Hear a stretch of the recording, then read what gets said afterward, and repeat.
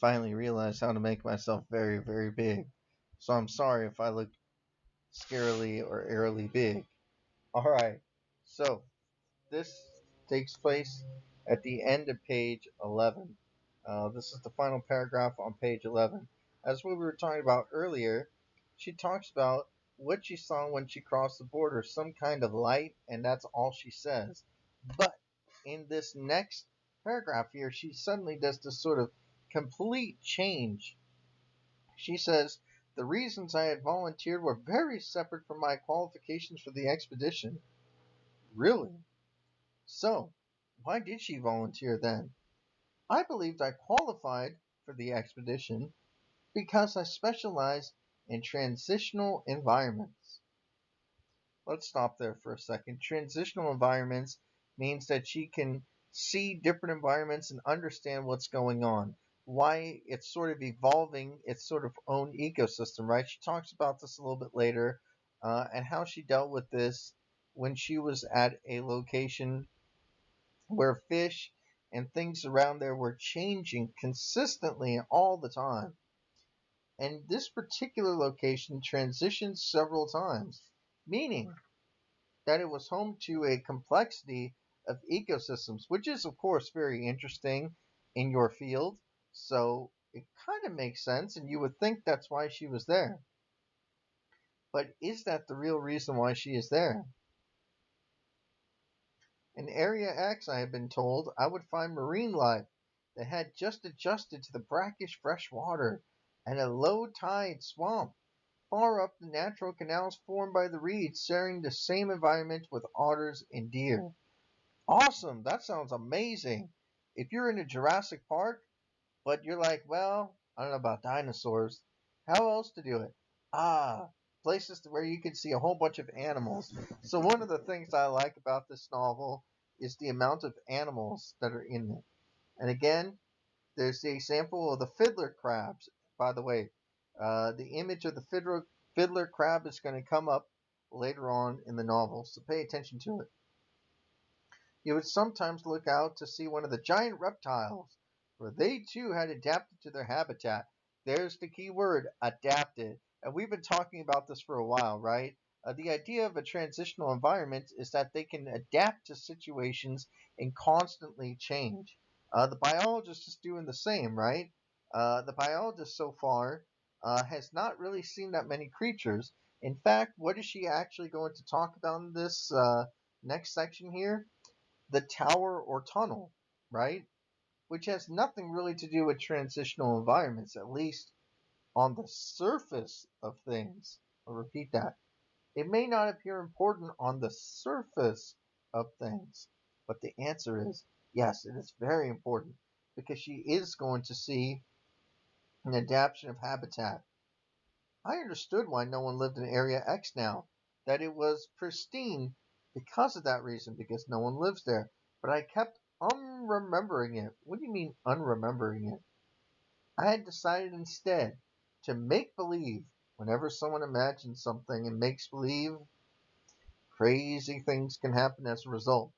That it was simply a protected wildlife refuge. Does that sound familiar to you? It should. Because the idea is that Vandermeer is kind of poking fun at the idea that this is about St. Mark's Wildlife Refuge, right? And we were hikers who happened to be scientists. This made sense on another level. We did not know what had happened here. Hmm. We didn't know what happened here would be the correct way to do it, Vandermeer. Just saying. And what was still happening here. And any performed theories would affect my analysis of the evidence as we encountered it. In other words, she's saying, because we didn't know what happened, because we don't know what's currently happening, it may affect her objectivity, right? We've talked about being objective, being scientifically minded as possible. However, for my part, it hardly mattered what lies, I told myself, because my existence back in the world had become at least as empty as Area X. Okay, so what she's insinuating here, that is the biologist, is that she wasn't really an exciting person in real day situations, right? She's kind of actually empty in a way, in the fact that she might not be as interesting as she would be now that she's here in Area X. With nothing left to anchor me or hold me back, I needed to be here. Again, this is her first excuse to why she's here in Area X. Later on, she's going to give a different reason, right? And then again, she's going to reveal the truth, I believe it is in chapter 4, if not chapter 5, as to the real reason why she goes there. And again, she gives an excuse as to why it is that she doesn't tell you the whole truth. So one of the things that's very interesting in this novel is how far or to what extent can we trust this biologist as a narrator? How far are you willing to go down the rabbit hole with her? And how far are you willing to believe the things that she says? Because remember, curiosity could be a powerful distraction. She could be telling you one thing, but actually, in her mind, not tell you the truth, and later on reveal it and say, well, here's the reason why I didn't do that. Okay? Technically, there's nothing wrong with that because you eventually say the truth, but you should never have to. You should be and reveal things as closely as possible, right? In academic writing, we would expect you to say things straight out as they are. However, in this novel, she's purposely, and we find out later on why, but she's purposely not necessarily telling us everything that she knows. Uh-oh. That night, we talked about the tower, although the other three insisted on calling it a tunnel. And then the responsibility for the thrust of our investigations resided with each individual. The psychologist's authority describing a wider circle around these decisions. So there is our first thing where we hear the word authority. And this is on the bottom of page 12. So I'm going to show you here at the bottom of page 12. And, whoops, need to go the opposite direction. I need to put my finger in the opposite spot here. Down here. Can't put my finger there. But it says, the responsibility for the thrust of our investigations resided with each individual, the psychologist's authority. And the reason why I put that in sort of bold in a way is because that's very important to one of the themes that I talked about, which is the idea of power and control, right? Who has the power and control? Often the person with authority, right? So the psychologist is trying to get a bigger understanding as to what it is that they want to do. And again, in the next paragraph, she talks about some essential skill sets from these individuals, the four of them, the psychologist, the anthropologist, the surveyor, and herself, and to why that's important. Notice that in this next paragraph on the top of page 13, that the psychologist the biologist doesn't say anything really about the psychologist nor about herself. Who is she really focusing on? The ones who she thinks are the easiest to kind of figure out, the easiest to understand, which is the surveyor and the anthropologist. So, what do we find out? The surveyor had everyone received basic weapons and survival training, but the surveyor had far more medical firearms experience than the rest of us. Why? Because she was a part of the military, it was said. The anthropologist had once been an architect. I had mentioned this earlier, right? Which is why the anthropologist says, well, I'm not really sure where this is coming from. Indeed, she had several years ago survived a fire in a building she had designed. So she is not only very good at understanding societies and cultures about humans, she's also familiar a little bit with the biology and evolution of humans, and also the architecture and how things are built and designed. So she is very similar in some ways to the surveyor. However, for the psychologist, we knew the least about her. Well, what do we know about psychologists? the first thing I can assume is that a psychologist usually has a master's or PhD in their field of study. You can't just become a psychologist overnight. You have to do case studies. You have to do a lot of hours in which you investigate people and their individual thoughts. So it's indicated that she is very educated, I am assuming. Also, because she's the leader and she seems to have been at the Southern Reach, she seems to know a lot more about this Area X than they do. And I won't say too much, but I will say that in books 2 and 3, um, the psychologist plays a prominent role in the third book. Not so much in the second one, but definitely in the third one. But I think we all believe she came from some kind of management background. Why would that be? Why would a psychologist have a management background? Is it because she's a good leader? Is it because she knows the typical ways that managers lead? Or what's going on there? That's something very important that you need to think about. Is she a human relations specialist? What is going on here? So, instead of continuing and trying to figure it out, she continues on with the discussion of the tower instead. Because she's going to say that here's how we actually think and here's how we actually interact with one another. I don't think we should focus on the tunnel, the anthropologist said. We should explore farther first. By the way, it's very interesting that she's the only one to suggest this. The other three go against her.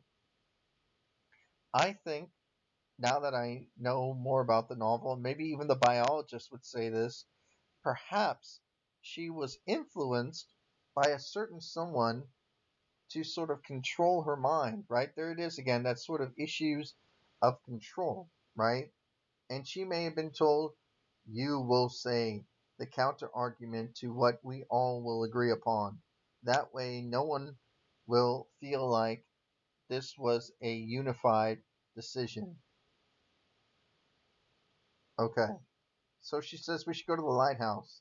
And notice what the biologist says on page 13. How predictable. And yet, we've heard this phrase before. We know what this means. What happens when you put and yet? You're going to have to go back to one of the original first videos I put, but it relates to the uncanny. How predictable and yet perhaps prescient for the anthropologist to try to substitute a safer, more comfortable option. In other words, the anthropologist is being like, okay, the safer way to do things would be to not go down there. Let's go over here first instead.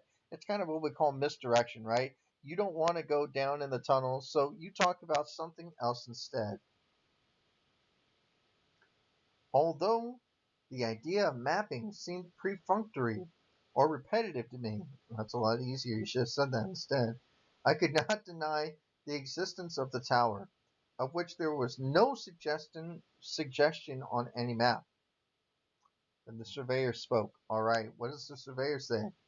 In this case, I feel that we should rule out the tunnel as something invasive or threatening before we explore farther. In other words, she's saying that we should explore it because it is an enemy and something that could essentially screw them over. She says it's like an enemy at our backs otherwise if we press forward. In other words, if we leave it and let it be, it's not going to end up well. She had come to us from the military, so there's another part of the skill set, right? Something very important. And again, if I ask you about some essential traits, let's say in the final exam, for people going into Area X, you could say probably someone with a military background is going to do very well as someone who can adapt, right? And I could see already the value of that experience. I had thought a surveyor would always side with the idea of further exploration. After all, um, the idea of a surveyor is to judge different spaces. They're going to want to look at everything. However, the fact that the surveyor says this is something we need to explore first, it carries gravity with that weight, right? It's something that you can probably trust is very important. Okay.